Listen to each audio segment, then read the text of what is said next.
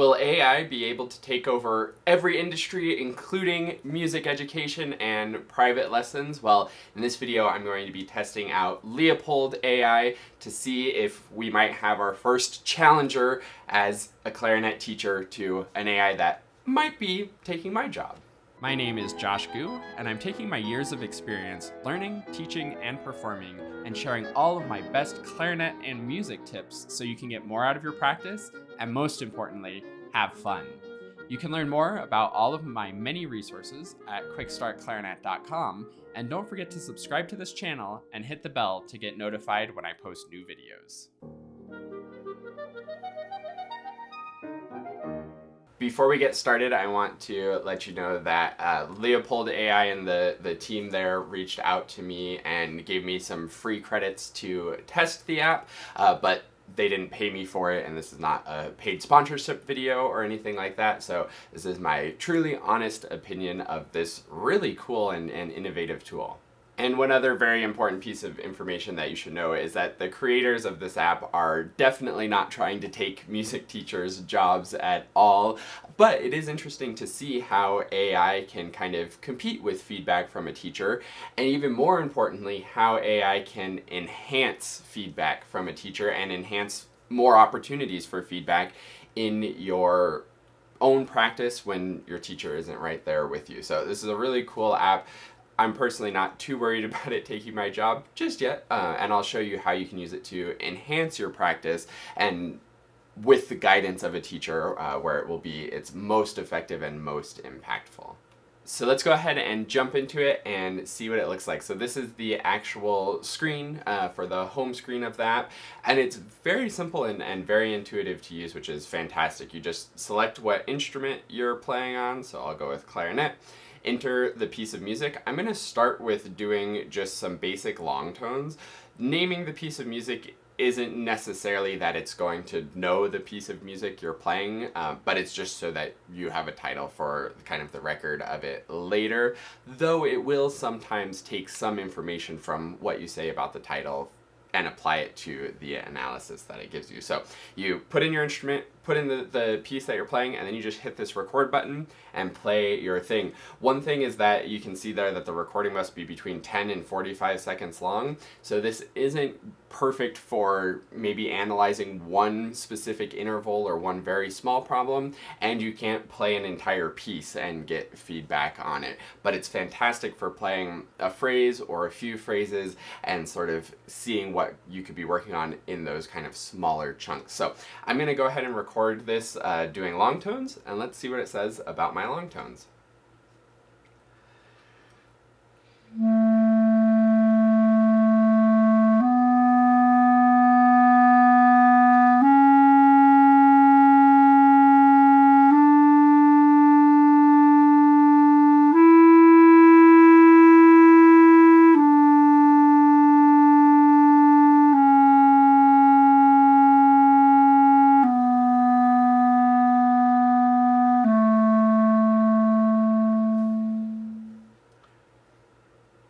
And then once I stop, it has the recording right there. If it was like a really bad run that I don't want to waste a credit on being analyzed, and we'll talk about credits later, then I could just delete it and try again.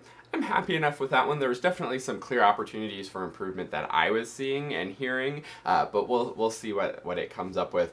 Once you hit the upload and analyze, it does take a little while to analyze it. It's not absolutely instantaneous, and I have had some errors, but hopefully those will be worked out. I will also mention while we're waiting for this that this is a pretty early version of it. It is available on iOS currently, and Android is coming very soon. I'm assuming once the Android version is out, it will also be available on desktop as well, but I don't know that 100% for sure, but I would assume that to be the case.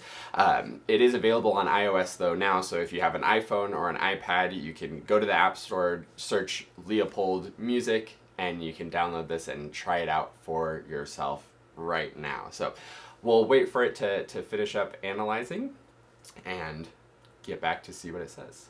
Alright, so I didn't time it exactly, but from when I stopped talking, it was roughly a minute before we got to the analysis, so really truly only maybe 2 minutes, maybe 2.5 minutes, which I found to be pretty much average for this. So it's takes a couple minutes, but it's not too long by any means. And then you get this analysis. So the music analysis kind of tells you some of the stuff that you're kind of doing and what it thinks you're doing. So pedagogical long tone practice is exactly right. It will estimate a tempo for you, which is interesting if you're doing excerpts or something like that and trying to get a specific tempo in mind, something like that. Technical analysis has some good interesting stuff. You can read all of that on the screen. And as we go through these, I'm going to do a couple different examples of things, and you'll start to see what's going on with this and kind of where the technical analysis, expressive analysis, and more detailed analysis can be beneficial. But those are the few categories that it always gives you, which I think is great. The technical analysis I find to be sometimes helpful, and it can give you some very specific stuff. I love the recommendations. The recommendations on all of them I think is the most beneficial and most powerful and the most helpful thing to really pay attention to, because I do find some of the specific analysis ideas get a little bit repetitive and maybe sometimes aren't 100% accurate, or at least as accurate as it looks. So that's what the analysis looks like. It gives you these star ratings, which is kind of cool. It's kind of interesting that it gives me 3 out of 5 stars when I only played 5 notes, and I definitely played all the notes correctly. Maybe the pitch intonation accuracy perhaps is a reason for 3 stars out of 5 stars, but I would hope that my pitch wasn't really that bad on just those 5 notes. So the suggestions, though, I think are really good. Isolate, not the register break because I didn't actually cross the register, but isolate slow, doing just 2 notes at a time, making sure that that's really solid. No jaw tightening is a great idea. Same partial balance, same balance of kind of the harmonic series from note to note, I think is really good advice. It often talks about alternate fingerings, which I think is not great advice, but in any case, you can see kind of how those go. And then I think it's also very cool that it comes up with these practice plans, and these I think maybe are the most beneficial out of everything that it's giving, because it gives you really specific tangible things to do to make a difference. So use visual pitch feedback like a tuner is a great idea for these, especially if it recognizes that the tuning was problematic. Work on the oral cavity shaping, great things to be thinking about. Ligature tension, reed placement, maybe that one's a little bit out there, and that's what I've kind of been finding with this in general, is it has some nuggets of really good advice and then some moments of like, that's not wrong and it's not bad, but it's definitely way down on the list of advice that I would personally be giving as a teacher. To go under the hood a little bit about what this is actually doing and how this is working, you can click on this advanced analysis, and this is really fascinating what it's looking at. It basically, the whole premise of the app is when you make a recording, it's measuring a few specific kind of things of sound. So we have the spectral centroid. I don't really know what these are, but you can certainly Google them and look into them more. Some of them I do know what they are. So this one's kind of volume. The spectral centroid actually too has to do with kind of where in the frequency of hertz is kind of centering the sound, and looks at kind of like a spectral analysis of the music. So across the harmonic spectrum, where is the sound kind of centering, where is the kind of fundamental balances, that kind of stuff.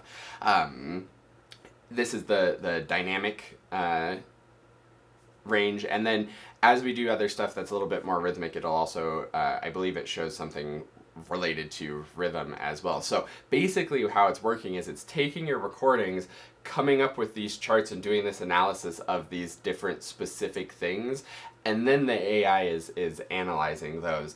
And this becomes really important to know, because there's some things like what this talks about at 3 seconds, it steadies. At 0.6 seconds, there's a high centroid spike at attack, suggests breath noise, tongue slap, or excessive overblowing. And it's analyzing it as that, an excessive overblowing. But actually, if you look at those first few seconds, I don't think that's actually where I'm playing at all. I think that's just picking up kind of ambient room noise. I have an air purifier going that's making like a little bit of noise. And you can see the big difference where at the beginning there's that really wild, and then it kind of stabilizes as I'm playing, and then at the end it's really wild. And I don't think the AI has figured out how to get rid of that just yet. One option that you could do to get around that is you can upload your own recording. So you could trim the recording so that it shows literally just right when you start to right when you end, and then that would help to get around that as well. Another thing that I really like about this is when you open the recording, you can hear yourself playing. And I think just even listening to your feedback is so beneficial, to hear that recording and give yourself your own feedback. So you can hit this play button, and theoretically it will play your recording. While I've had this, I haven't actually been able to get it to do that. You can also theoretically save it, but that doesn't work all that reliably either. And hopefully this will all get worked out. So unfortunately I wasn't able to test those things in the time that I had to test this, but I think that would be a great tool to be able to hit play and listen to your recording. And the way I would suggest doing it is you go through, read the analysis and see like, okay, yeah, I definitely think that was happening. I'm not so sure if this other thing was happening. And then go back and play your recording, listening out for those things, and kind of combine it, not just as a way to kind of enhance teacher feedback, but a way to also enhance your own personal feedback as you listen to it. So I think that could be very powerful way to use this, and I think more beneficial than just trusting all the text that it spits out and trying to do something with that. The one other big thing in general that I would say about this that I think would be ultra valuable is if it highlighted kind of one big important thing. And as you're going through it, I think that's how you should kind of treat it. Get all of this information, read through and be like, oh, this is interesting. I didn't think that was happening, or that definitely was happening, and kind of go through and use your own kind of deciding of what's going to be the most impactful to work on, and pick just one thing from the long list to work on and improve, rather than trying to hit all of the things, because it would get very overwhelming to do all of that. And then all of a sudden you're like, okay, I have good harmonic concentration in the mid register, but was my low register good? And sustaining ability, okay, I can hold steady long notes, that's great. I can start working on microcontrol. Okay, now I need to work on microcontrol, pitch variation and non-musical vibrato, inconsistency in voicings, compressed dynamic range. Okay, I guess I need more dynamic range even though I was just playing long tones. And even that was like the first 10th of all of the words here, maybe even less than that, and I'm already overwhelmed with the things to think about. So read all this stuff, pick the most actionable, and again, I think skipping down to the bottom where the practice plan is and seeing kind of what those next steps are, that's great. Next step, use a tuner. I love it. That's good advice, and I think that'd be valuable for where I was at with that long tone exercise. So now going back to the home screen, and actually before I do that, I'll also show you that it keeps a history of everything, so you can go in and pull up something that you had done before and kind of check that out, which is very cool. This progress tab, I have mixed feelings about. I love that it gives you your practice plan and gives you some insights to be focusing on. This is also a great thing to kind of summarize things, so it's not so overwhelming with all the details on every single recording. I think it's great. I think these average scores, I think the way it's scoring is going to take a little time to settle in for the scores to be really meaningful. I also think kind of scoring those kind of specific aspects, it's really hard to objectively score those things, and I think it's going to be maybe something that you can see go up over time, and I like that it makes it a little bit more tangible, but the actual value of that is hit or miss. If any of those scores are showing that it's kind of low, but you're listening back to the recording and you know that you're playing it really well, trust your ear more than what that says. So going back to the home screen now, I'm going to do Mozart, and I'm going to do the first time, I'm going to play it kind of how I normally would play it, trying to play it pretty well and pretty accurate, and then I'm going to do it again playing it really badly, and I think it's going to be interesting to compare the feedback that we get on each of them.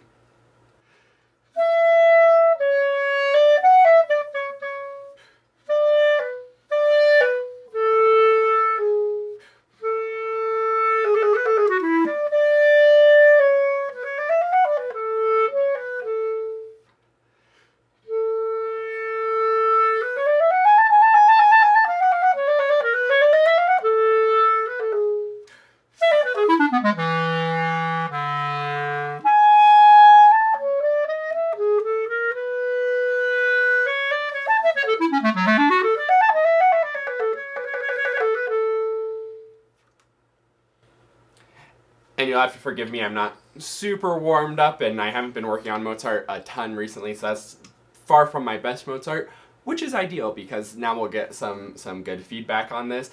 And of course, it'll be much, much, much worse when I do the second version, and it'd be interesting to compare that feedback. And before I show you the feedback that I got on the good version of Mozart, I'm actually going to play the bad version so you can hear the good version, bad version back to back, and then I'll put both of the feedbacks up on the screen so you can compare what the feedback is.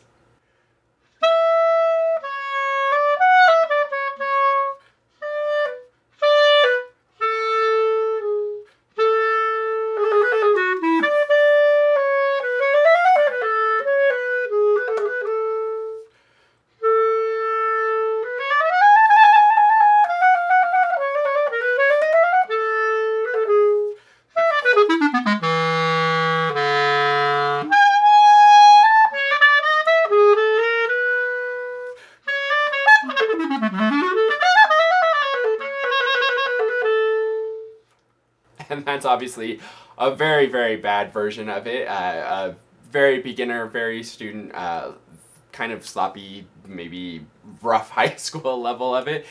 But I wanted to make it a very stark contrast between the two so you can compare the feedback in a meaningful way. As I'm scrolling through both of these, feel free to pause so that you can read them.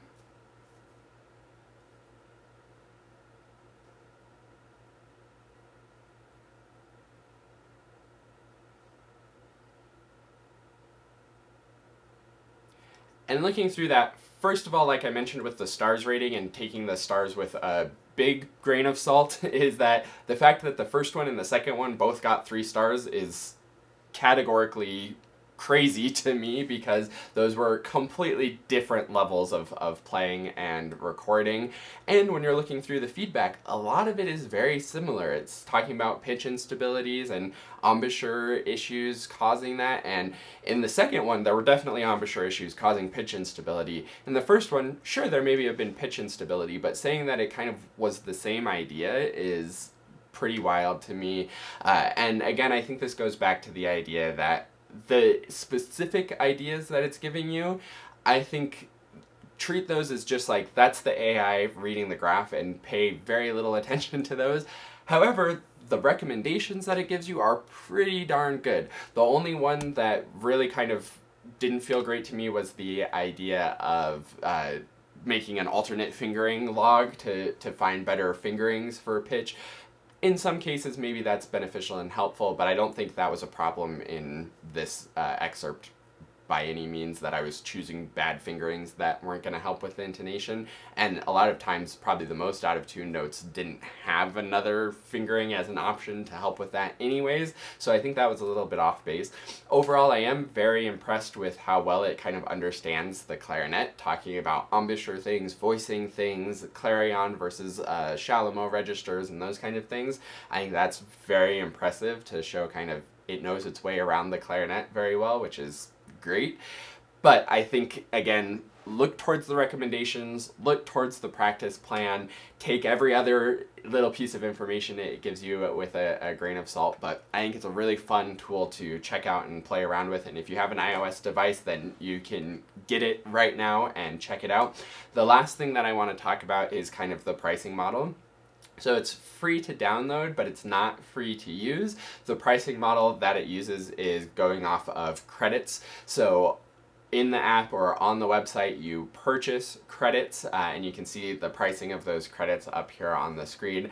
I think this is fair and reasonable pricing for what it's doing for you, and considering the kind of intensive use of AIs from an energy and storage and all of that stuff, and it does seemingly store your recordings for a long time. Again, I didn't actually get to test that feature, but even the fact that it's storing your recordings justifies charging for that. So I think that's valuable.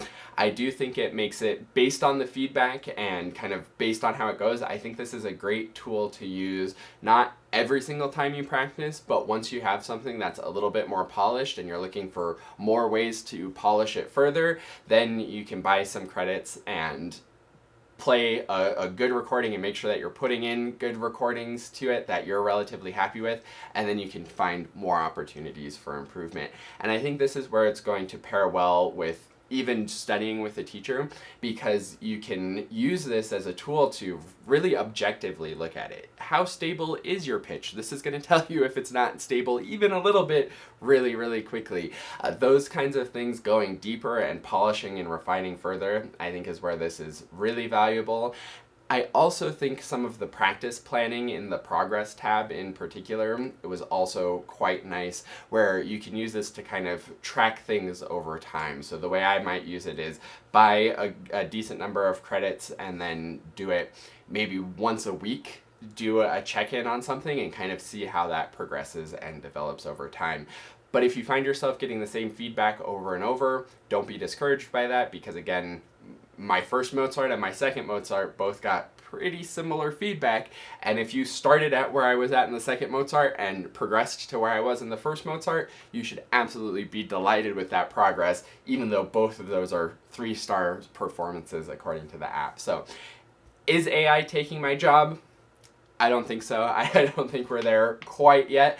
But this is a really cool app and a really nifty thing to kind of experiment with and play around with.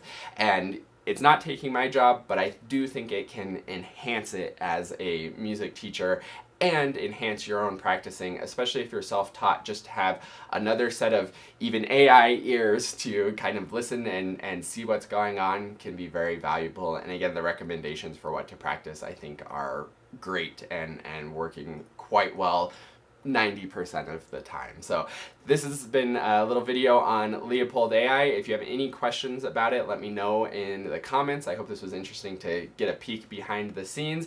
Definitely download it and give it a try yourself if you have an iOS device, and if you're watching this after it was published, then it's probably available for Android, so you can check it out there as well. Thanks so much for watching this video, and I look forward to seeing you in another one. And last but not least, a huge heartfelt thank you to the Dennersons.